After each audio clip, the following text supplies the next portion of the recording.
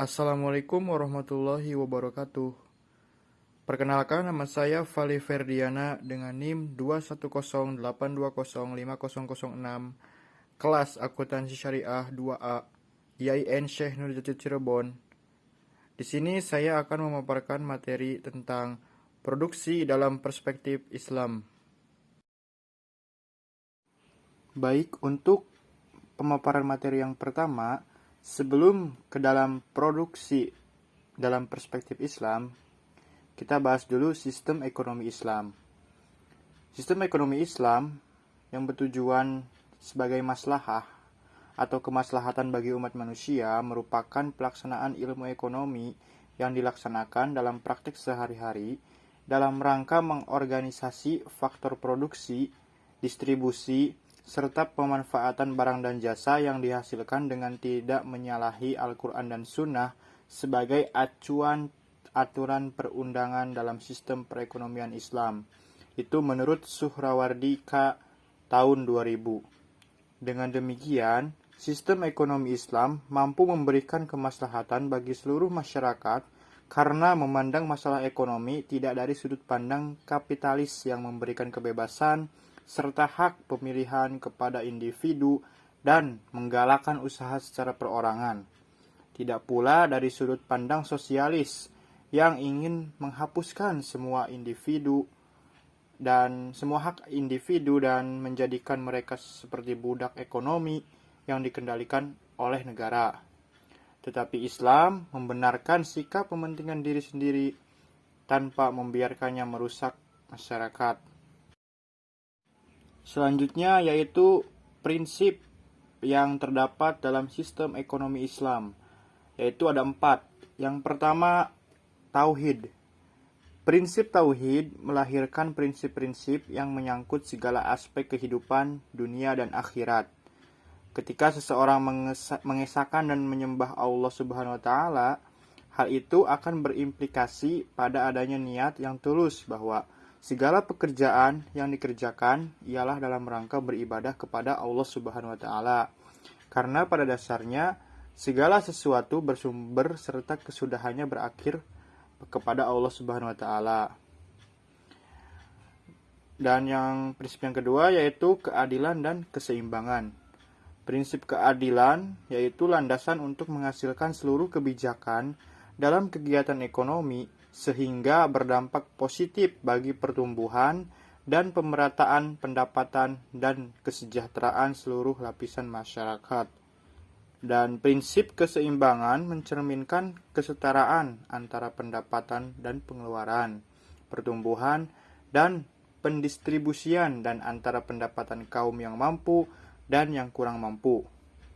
Prinsip yang ketiga yaitu kehendak bebas. Ajaran Islam berkeyakinan bahwa Allah Subhanahu wa taala memiliki kebebasan mutlak dalam berkehendak. Begitupun dengan manusia yang memiliki hak untuk memilih apa yang akan diperbuatnya. Bahkan dalam mengambil pekerjaan atau memanfaatkan kekayaannya, setiap orang diberikan kebebasan dengan cara yang ia sukai. Namun demikian, manusia yang baik ialah manusia yang mampu menggunakan kebebasan itu dalam rangka penerapan tauhid dan keseimbangan dalam hidupnya. Dan yang terakhir yaitu tanggung jawab. Dalam prinsip ekonomi Islam, kebebasan yang diberikan pada setiap orang untuk berbuat sesuatu dalam mengambil pekerjaan apapun atau memanfaatkan kekayaan dengan cara yang ia sukai tentunya harus bertanggung jawab terhadap apa yang menjadi pilihannya. Selanjutnya yaitu karakteristik ekonomi Islam. Yang pertama, Robbaniyah Masdar atau bersumber dari Allah. Ekonomi Islam merupakan ajaran yang bersumber dari Allah Subhanahu wa taala, di mana kegiatan ekonomi yang diajarkan ialah bertujuan untuk memperkecil kesenjangan di antara masyarakat sehingga umat manusia bisa-bisa hidup dalam kesejahteraan di dunia dan di akhirat. Karakteristik yang kedua yaitu Robbaniyah al-Hadaf atau bertujuan untuk Allah. Ekonomi Islam juga bertujuan kepada Allah Subhanahu wa taala. Sehingga segala aktivitas ekonomi ialah suatu ibadah yang diwujudkan dalam hubungan antar manusia untuk membina hubungan dengan Allah. Islam mensyariatkan agar selalu beraktivitas ekonomi sesuai dengan ketentuan Allah, tidak menzolimi orang lain, dan bertujuan memberikan kemaslahatan bagi semua orang. Karakteristik yang ketiga yaitu al-raqabah al-majjuzah, atau kontrol di dalam dan di luar. Ekonomi Islam menyertakan pengawasan yang melekat bagi semua manusia yang dimulai dari diri masing-masing sebagai khalifah bagi diri sendiri. Pengawasan selanjutnya yaitu dari luar yang melibatkan institusi, lembaga, maupun seorang pengawas. Karakteristik yang keempat ialah al-jam'u baina al-sabat wa al-murunah, atau penggabungan antara yang tetap dan yang lunak. Nah, Islam membolehkan manusia untuk beraktivitas ekonomi sebebas-bebasnya, selama itu tidak bertentangan dengan larangan yang sudah ditetapkan, yang sebagian besar berakibat pada kerugian untuk orang lain. Karakteristik yang kelima yaitu al-tawazun baina al-maslahah al-fard wa al-jamaah, keseimbangan antara kemaslahatan individu dan masyarakat. Segala aktivitas yang diusahakan dalam ekonomi Islam bertujuan untuk membangun harmonisasi kehidupan, sehingga kesejahteraan masyarakat bisa tercapai yang berawal dari ketercapaian kesejahteraan masing-masing individu dalam suatu golongan masyarakat.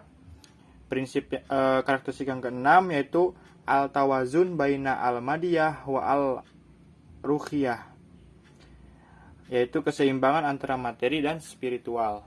Islam memotivasi manusia untuk mencari rezeki serta memanfaatkannya sesuai kebutuhan dan bukan untuk berlebih-lebihan dalam rangka mendekatkan diri kepada Allah Subhanahu wa taala. Karena Allah menyandingkan seseorang yang berperilaku berlebih-lebihan atau mubazir itu dengan setan sebagai saudaranya. Karakteristik yang ketujuh yaitu al-waqi'iyah, atau realistis. Ekonomi Islam mendorong tumbuhnya usaha kecil dalam masyarakat serta dapat mengadopsi segala sistem yang ada dengan menghilangkan unsur keharaman yang ada di dalamnya. Dan karakteristik yang terakhir ialah al-alamiyah, universal.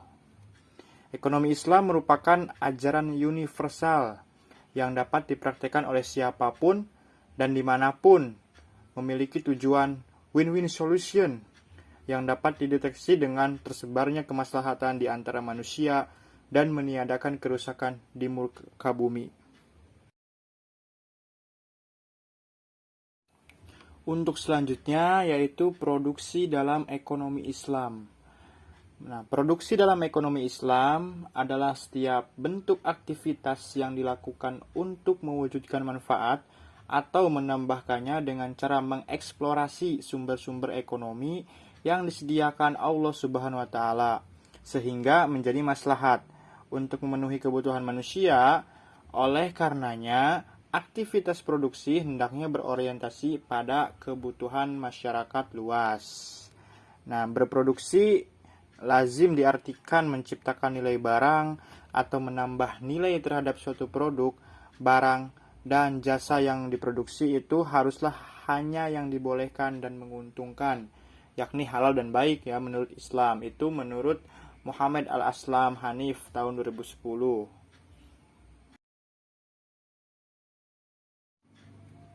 Selanjutnya yaitu tujuan produksi dalam Islamnya. Dari sekian banyaknya tujuan-tujuan produksi dalam Islam, yaitu semua tujuan produksi dalam Islam pada dasarnya yaitu untuk menciptakan maslahah yang optimum bagi manusia secara keseluruhan, sehingga akan dicapai falah yang merupakan tujuan akhir dari kegiatan ekonomi sekaligus tujuan hidup manusia.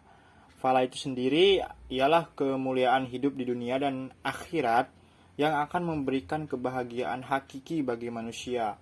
Nah, dengan demikian, kegiatan produksi sangatlah memperhatikan kemuliaan dan harkat manusia, yakni dengan mengangkat kualitas dan derajat hidup manusia.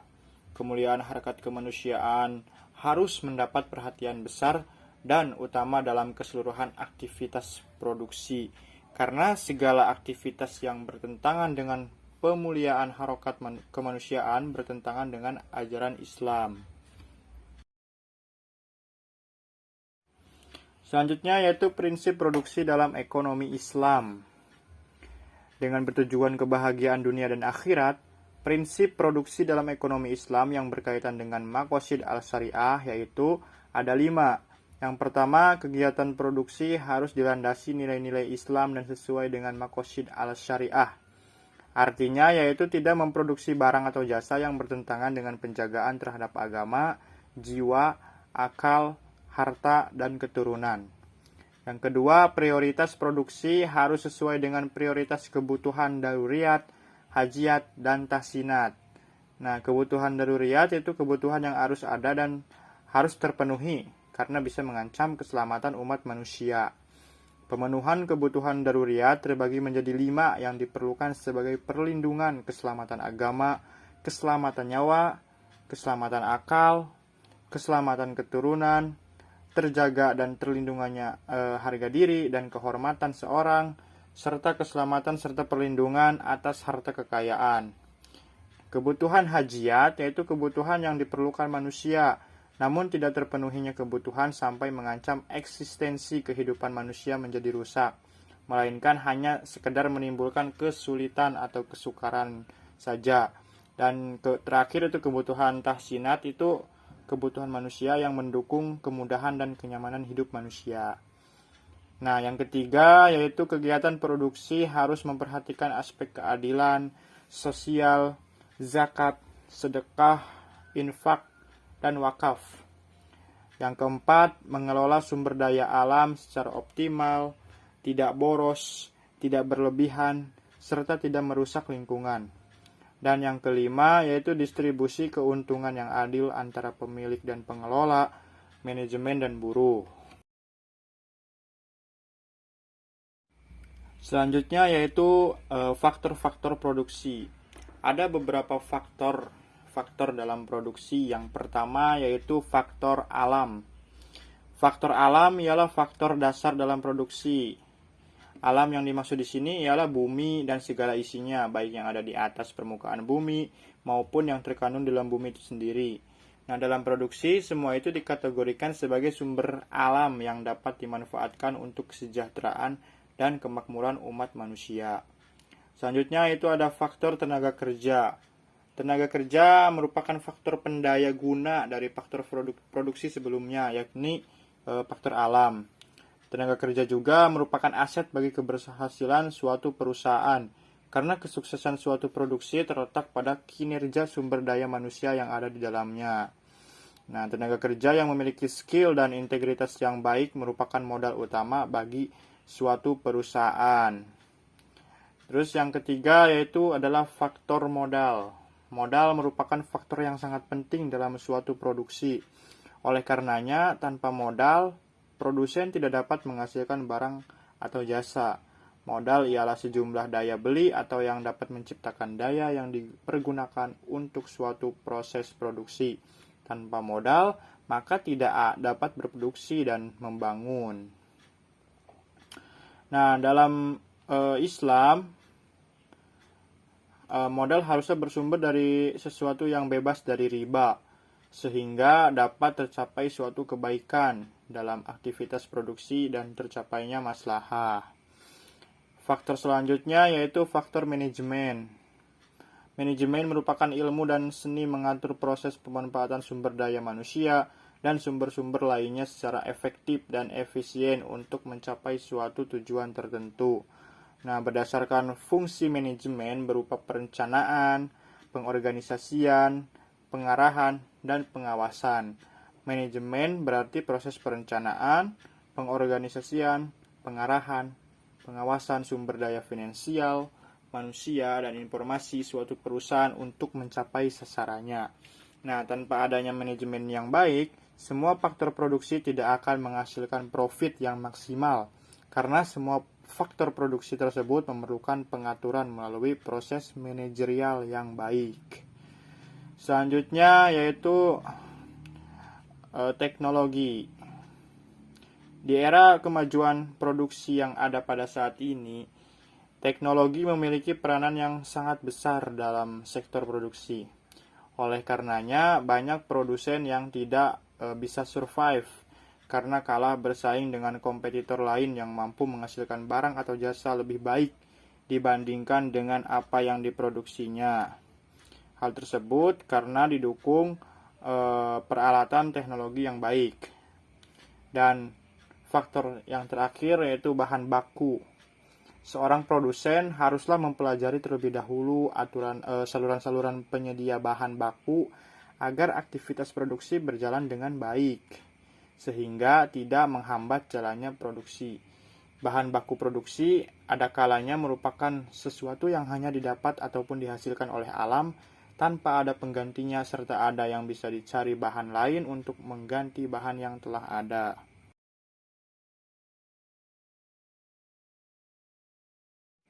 Selanjutnya yaitu sistem upah. Nah, upah ialah kompensasi atau imbalan yang diterima pekerja atas jasa kerja yang diberikannya dalam proses memproduksi barang atau jasa di perusahaan, sehingga berfungsi untuk menjamin kehidupan yang layak bagi pekerjaan dan keluarganya. Dapat mencerminkan imbalan dan hasil kerja seseorang, serta menyediakan insentif untuk mendorong peningkatan produktivitas. Sebagaimana dalam sebuah hadis dari Ibnu Umar radhiyallahu anhu menceritakan bahwa Rasulullah SAW bersabda, bayarlah upah atau gaji itu sebelum kering keringat pekerjanya. Nah, oleh karena itu sistem pengupahan dikelompokkan menjadi 4. Yang pertama, sistem upah waktu. Nah, sistem upah waktu itu besar kompensasinya ialah menggunakan sistem waktu yang ditetapkan berdasarkan standar waktu seperti jam, minggu, atau bulan. Nah, besarnya kompensasi sistem waktu ini didasarkan pada lamanya bekerja, bukan dikaitkan pada prestasi bekerjanya. Nah, kelebihan sistem waktu ini ialah administrasi pengupahan mudah dan besarnya kompensasi yang dibayarkan tetap. Dan kekurangan sistem waktu ini ialah pekerja yang malas pun kompensasinya tetap dibayar sebesar perjanjian. Yang kedua yaitu sistem prestasi. Upah sistem prestasi ini ialah imbalan yang diberikan kepada pekerja untuk setiap jumlah produk yang dihasilkan.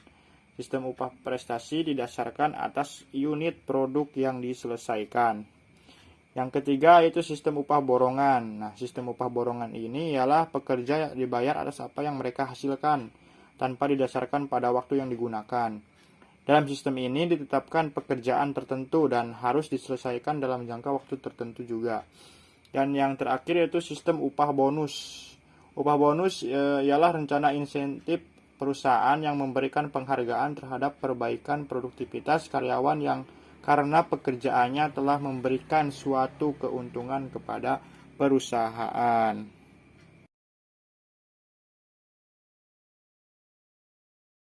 Nah, dengan demikian, produksi dalam perspektif Islam itu dapat disimpulkan, yaitu sistem ekonomi Islam ialah istilah untuk sistem ekonomi yang dibangun atas dasar-dasar dan tatanan Al-Quran dan Al-Sunnah dengan tujuan kemaslahatan bagi umat manusia dengan memiliki 4 prinsip, yaitu tauhid, keseimbangan, kehendakan bebas, serta tanggung jawab. Terus prinsip produksi dalam Islam berarti menghasilkan sesuatu yang halal, yang merupakan akumulasi dari semua proses produksi. Prinsip produksi dalam ekonomi Islam bertujuan untuk kemaslahatan dan kebahagiaan dunia akhirat, sehingga kegiatan produksi harus dilandasi nilai-nilai Islam dan sesuai dengan maqasid as-syariah.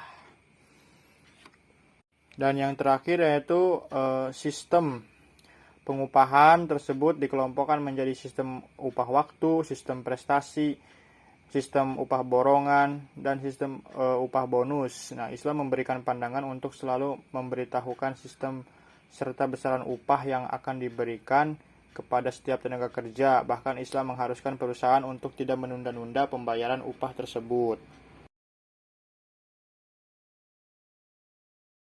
Demikian pemaparan materi yang bisa saya sampaikan. Kurang dan kurangnya mohon maaf. Saya Vali Ferdiana. Mohon maaf juga apabila ada kesalahan, baik dari perkataan atau perbuatan. yang disengaja atau tidak disengaja, karena manusia itu tidak ada yang sempurna. Wallahul muwaffiq ila aqwamit thoriq. Wassalamualaikum warahmatullahi wabarakatuh.